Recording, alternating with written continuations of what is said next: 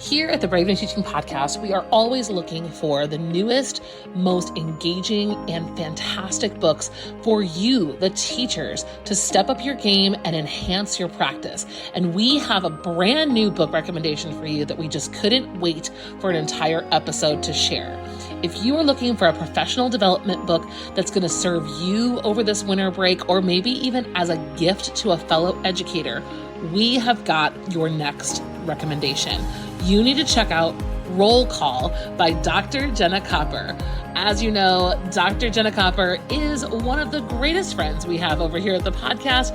You have downloaded her interview with Marie almost more than any other episode. So I know that a lot of you have heard Jenna and her work and what she's up to.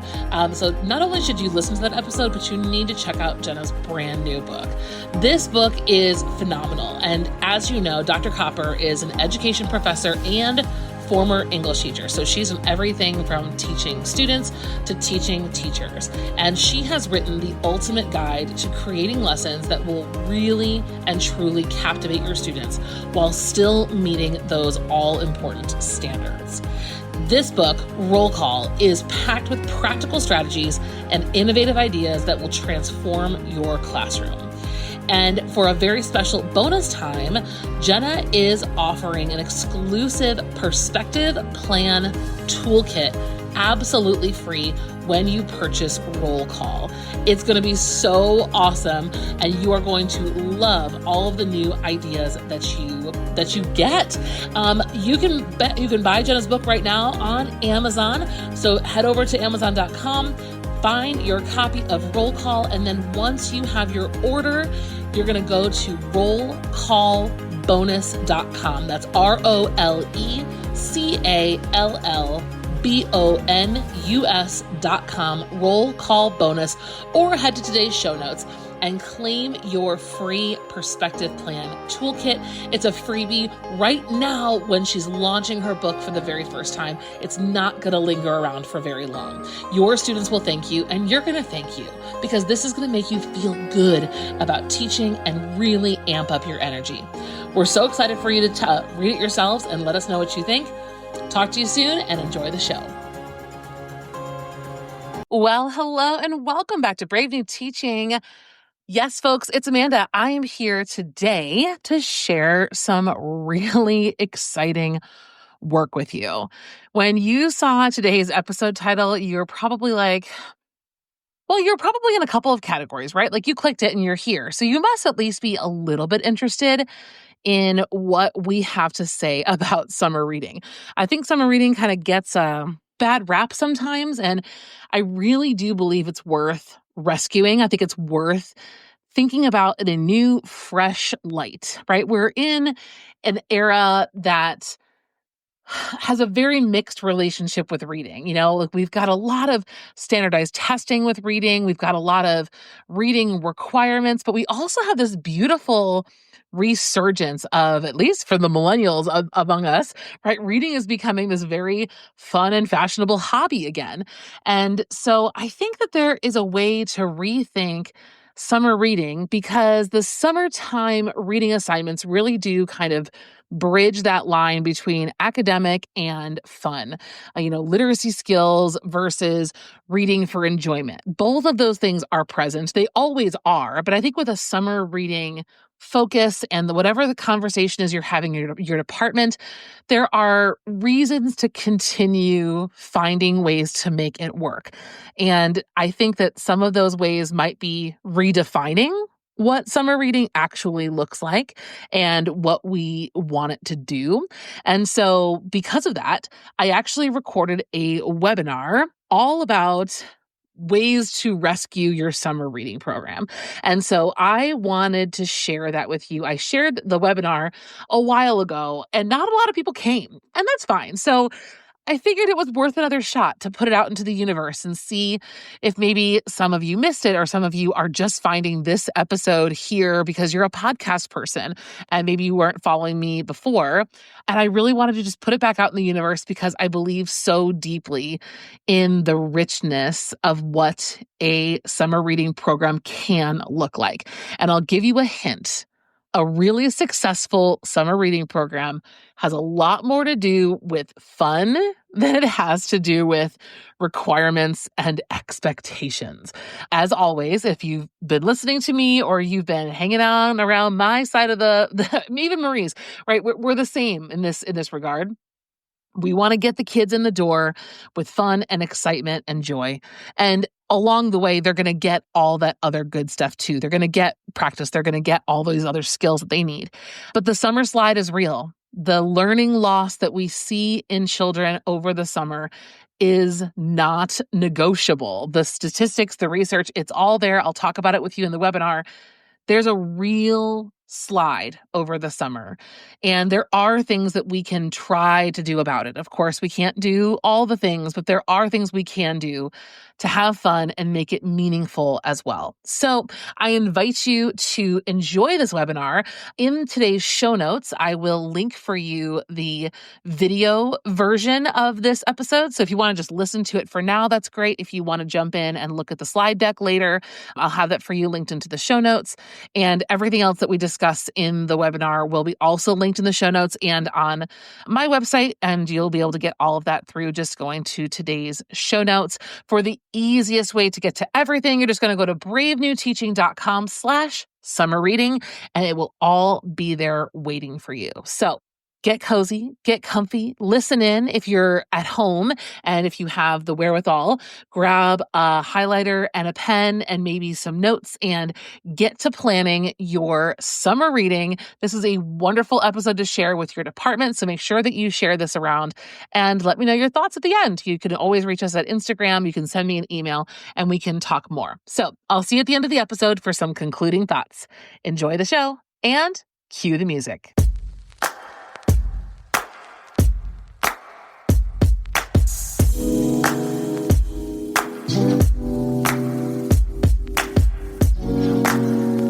Well, hello and welcome to Summer Reading Rescue. My name is Amanda, and I will be your host for this webinar. And my goal today is to give you lots of different ways to think about summer reading. And really, what I want to do is help you start a conversation at your school about rescuing summer reading.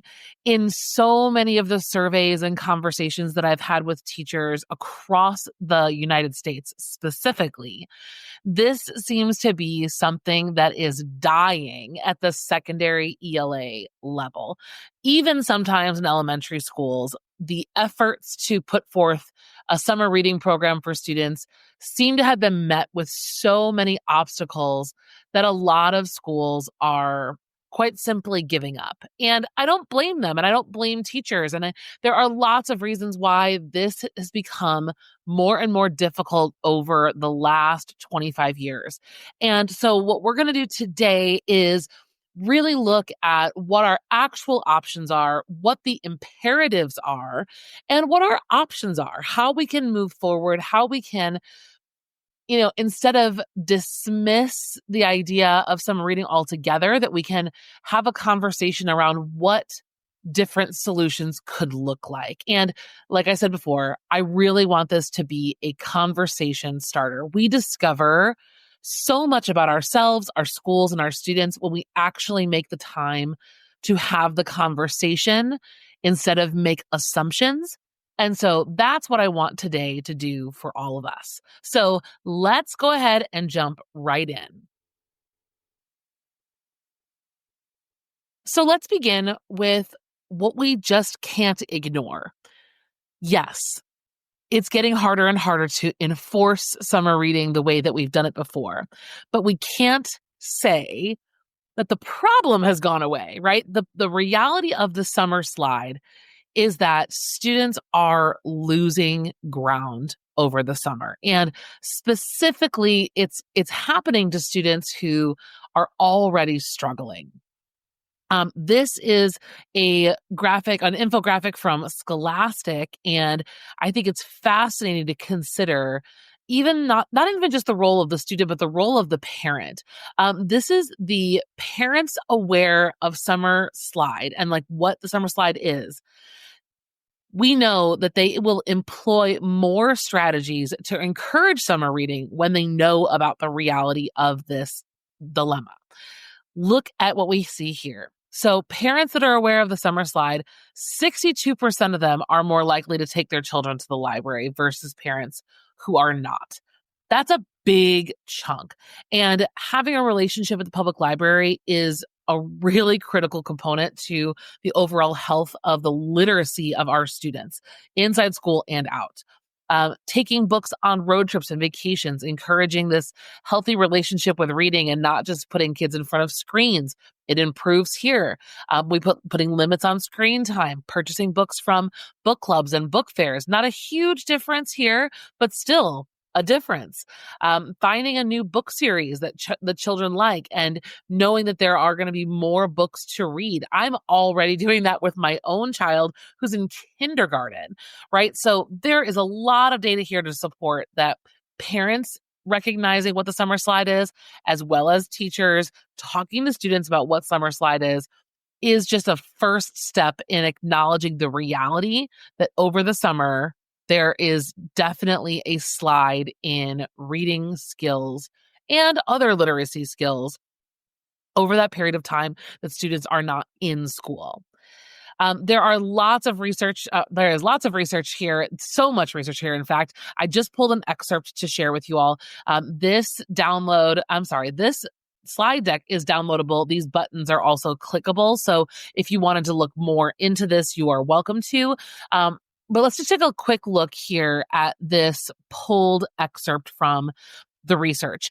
It says here that summer learning loss or setback, referred to as the summer slide, is a devastating loss of academic achievement that students experience during the summer months. It is estimated that on average, students who lose 2 months of grade level mathematical computation skills over the summer and low-income students can lose up to 2 months of reading achievement. The key here is that we are looking at students that are in the low-income bracket or on the radar for us as struggling readers. These kids are losing the most. Research suggests that 2/3 of the reading achievement gap between high and low socioeconomic statuses in ninth graders can be explained by unequal access to summer learning opportunities during elementary school. And then 1/3 of the gap is present before students begin school altogether. The body of summer learning research demonstrates the critical importance of developing summer reading habits that can combat summer learning loss and provide a foundation for academic success. So, this to me is dire. This is a dire situation. Especially as teachers at the secondary level, we are trying to make up ground and we work all school year so hard to make up that ground to then kind of just dismiss summer reading and give up is so heartbreaking to me after all the hard work we've done all year long.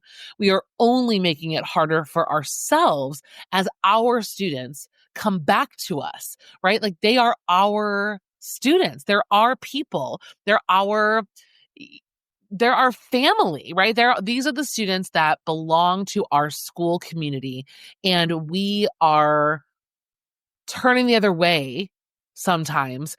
And this is something that we have to address and we cannot just ignore.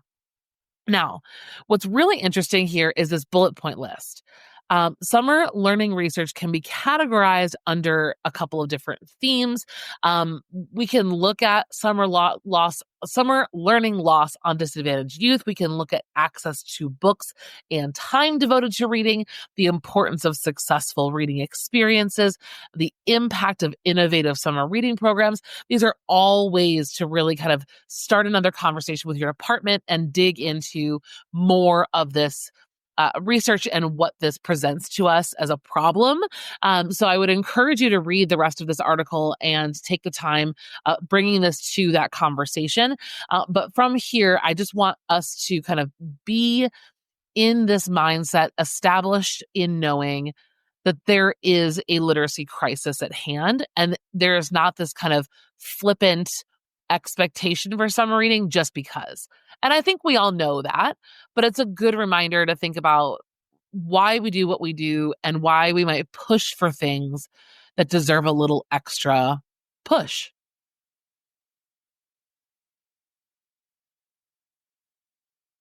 Okay, so once we have established, right, like what the research tells us about our grade levels and our students, the socioeconomic backgrounds and literacy adventures of our students and our communities, at this point, it's really imperative that we assess the reading culture of our school.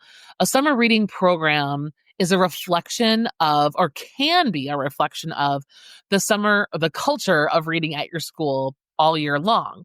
And so I want us to think very seriously about how reading is perceived by students, perceived by other staff members who are not in the English department, perceived by parents and other outside stakeholders, and how it actually feels as a teacher, as someone in his or her own classroom, looking around at your department. Is the culture unified? Is it divided? What is the culture of reading at your school as kind of determined by the English department? As you're sitting here thinking about where are we, right? I want you to think about the different types of values that we associate with reading and even more broadly, literacy. What is the culture at our school? Would you categorize the reading culture? And by that I mean the the joy around books, the excitement that is felt by going to the library, the regularity with which students are reading their own independent reading books, the success teachers are having with students reading the novels and lit circles and all the different types of things that are going on in their classroom. So from assigned reading to free reading to just wandering through the library to pick up books kind of reading, what does the culture of reading look like at your school? Are we in crisis mode, right? Is there not at all a culture of reading at your school? Is it hurting? Like you can feel like there are definitely, some teachers, some staff members, and a handful of students who are, die hard and ready to read and talk about reading all the time, but for the most part, not really. Is your school kind of sitting in neutral ground, right? Maybe there is a library or there is a place where books are regularly updated and showcased, but there's not a hunger or a desire for more or for author visits or things like that, right? There, it just kind of it exists. People read. There are books. We're kind of in neutral territory. Maybe your school is growing in its reading culture and book joy at your school. Maybe we all of a sudden are upcoming on an era of author visits. Maybe this is the first year that there's an author coming to the school or zooming in for a class. There are multiple teachers experimenting with new types of reading units. There's lit circles going on and independent reading programs going on and visits to the library that are not just for research. Maybe this you can feel the culture is starting to shift or grow, or it's really it's on the positive side of this spectrum. Or is the reading culture at your school absolutely on fire, right? Is it totally tuned in? Everyone is invested. Everyone is excited about reading. Of course, we have a handful of students that, would rather play video games, but for the most part, all staff and most students are bought into we are readers. We read at this school. It's part of what we do. Other staff members who are not English teachers love to read and talk about reading. They talk about books. It's a priority school wide. Where are you? And I say this to number one, right? Start a conversation, a conversation that is based in reality. Where are we for real? Where are we? And I want you to keep in mind the culture of reading at your school, because what might be happening is that you might have a particular reading culture and then a summer reading assignment that does not match the reading culture of your school. For example, if your school culture is in crisis or hurting mode, and then we have this summer reading program, which is a assigned reading with an essay for August 31st, we are enforcing the idea that reading is for grades, reading is mandatory, reading is something that is done because you're told to from up high, and it is this not this personal growth experience, it's a mandated because you have to experience. And I would imagine that in that scenario, it's been less than successful, right? The student participation has been low. The rate of plagiarism has been high, right? And that's not a fault of anyone in particular. What that is a mismatch between the expectations and the actual culture of reading at the school. So think about this as we're moving through and talking about different options we have for summer reading moving forward. So now that we've got that down pat, I want us to think forward into the summer and actually into the beginning of next school year. In the business world, there's this phrase called the ICA. The ICA is the ideal customer avatar. So in sales and in the business world, one of the lessons you learn very early on is that your product is not for everyone.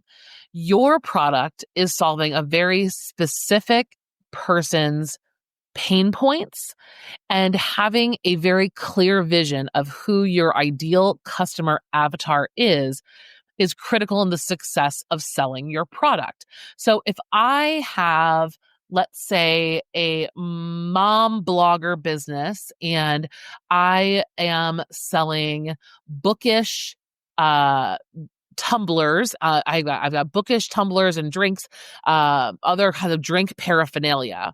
My ideal customer avatar is moms, right? Females. I'm not going to attempt to sell my cute Bridgerton mom mug to a dad. I'm not going to wait. It's a waste of my energy and my time, right? I need to focus on one specific, right, avatar. So my avatar is female. She is a mom. She has children, or she's a mom figure. Maybe I've got a couple of aunties and grandmas and caregivers are in my avatar. Even that is maybe broadening things a little too far. We want to stay specific.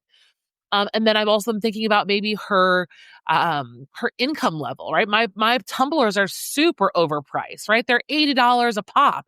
So my ideal customer avatar is a female mother figure with excessive disposable income when it comes to superfluous things. Okay.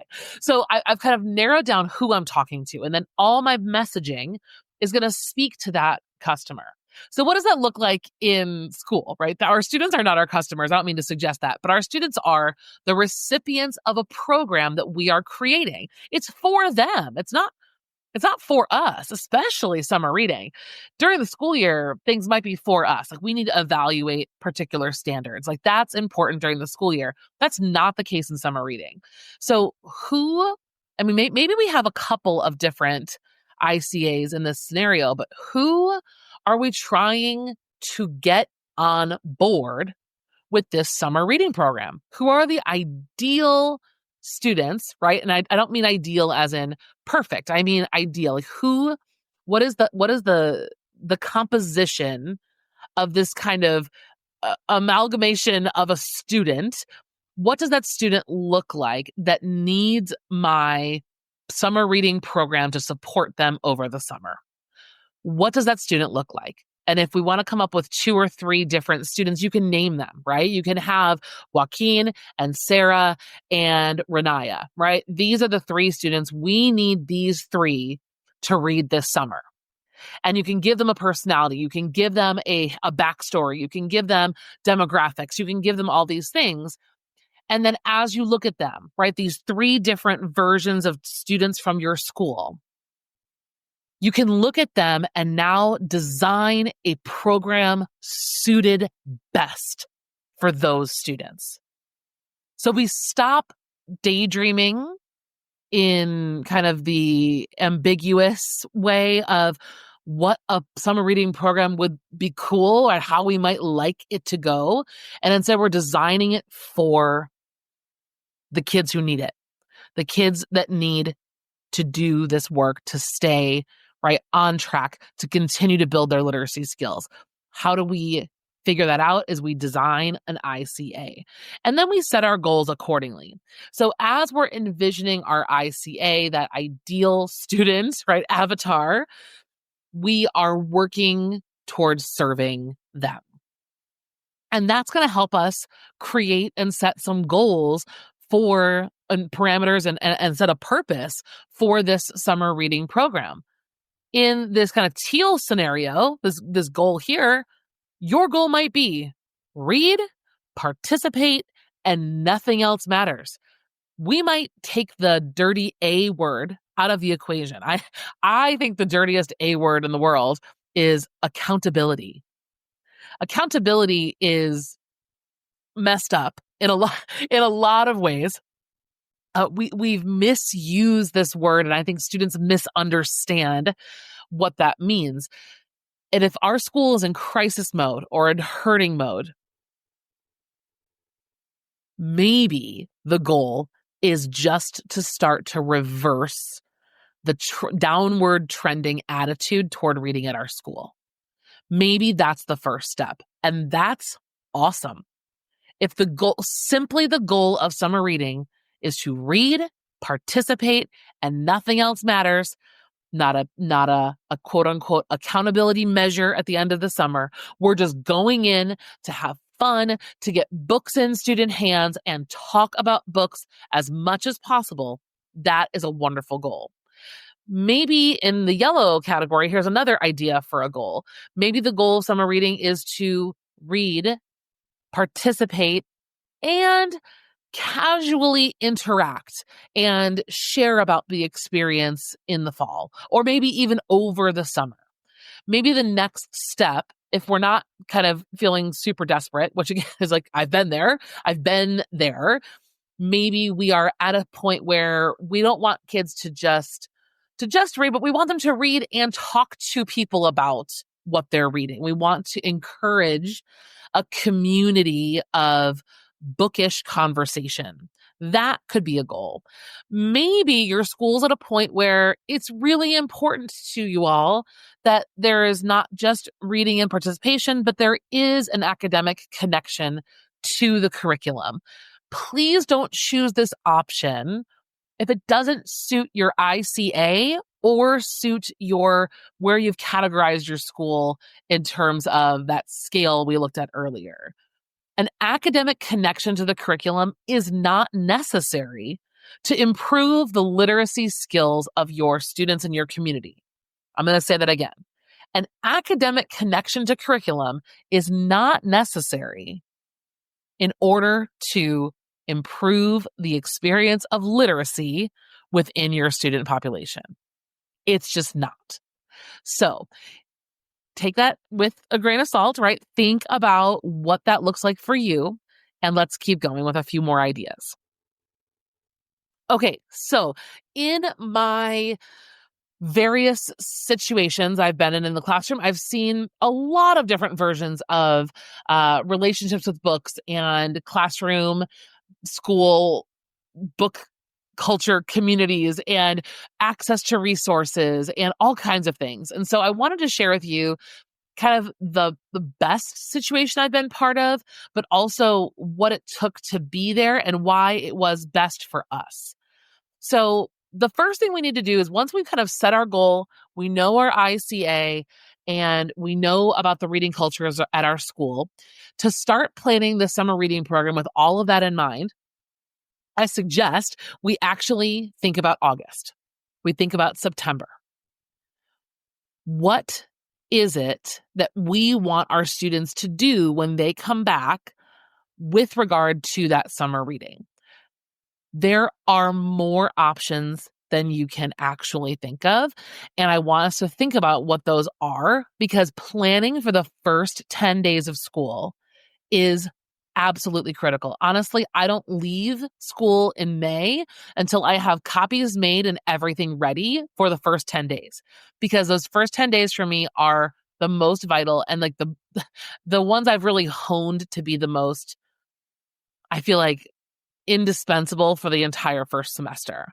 So for me, my first 10 days, I always begin day one with a team building exercise. We're not talking about summer reading. We're not talking about anything academic. We jump in straight to an exercise called marshmallow team building. It's super, super fun. I also kind of ease into content on my second and third day by doing what's called a letter to my teacher. I share a little bit about myself. I write a letter to my students, and then I have them write back to me. So we are beginning this literacy, setting up the stage for literacy in my classroom, but it is a little slow to start.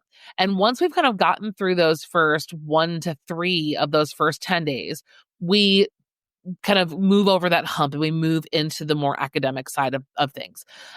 This is where I introduce to my students our year-long essential question.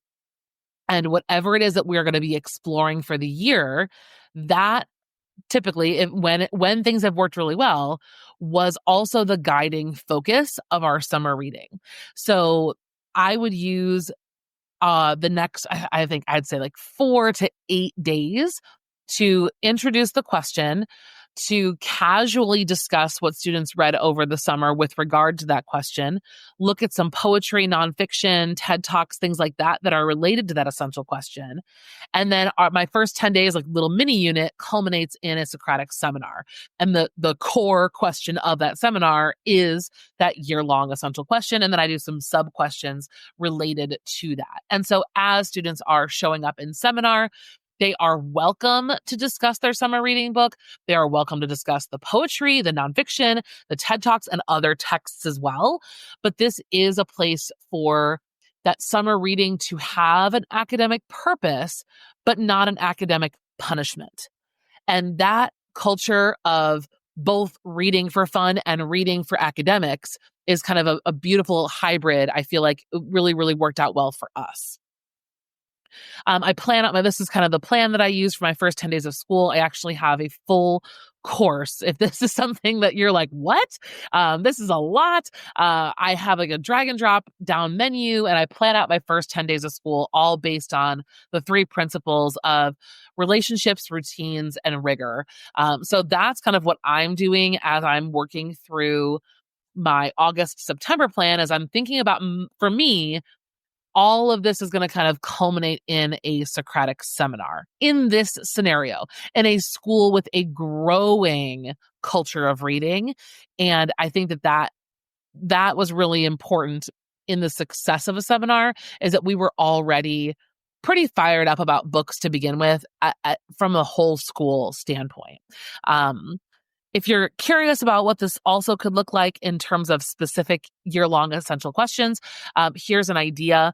So one question that I've liked to use for a year-long EQ was, who controls my future? And so this is typically one that I've used at 10th grade, and then the whole school year kind of looks at these different components of control and power, government systems, things like that. And students are really all year long investigating this question. So over the summer, I have them reading there's a long list of books that students can pick from. And all of the books comment somehow on this question of who controls my future. What's really cool about this option is that, yes, we have an academic connection. Yes, yes, that was important to us as a school, where we were in our growing as a community. But it also afforded tons of choice, and the books were a nice variety of there were a nice variety of options. I mean, graphic novels worked for this, nonfiction books worked for this, fiction books worked for this, YA. The levels of reading were wide and varied. I even was able to offer films to certain students that, maybe that was what they preferred instead. And I could value that type of literacy as well. So that was one question we've used that works really well. I've also used the question, why do relationships matter, as a year-long question.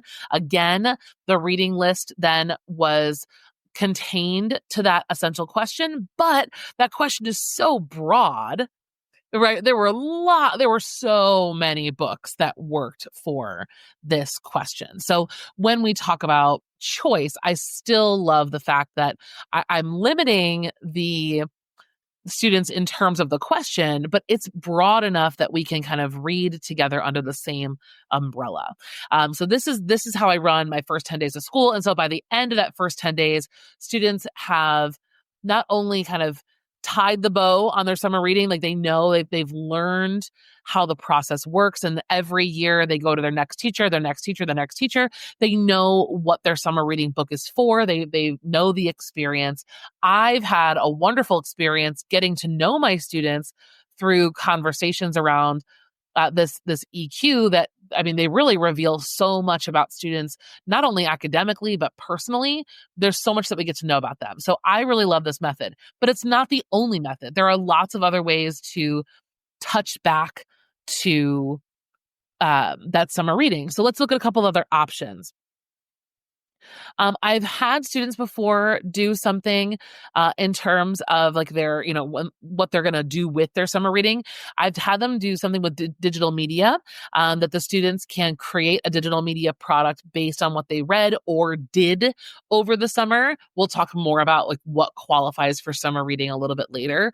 But a digital media project is a great way to start the year. It's fun. It's interesting, right? The students all get to take a turn sharing whatever they've created, whether it's a video, maybe they make a short website, maybe they create a Google site, they do some kind of voiceover, maybe they make a book talk, TikTok video about their book, or the books or the experiences of the summer, whatever that might be.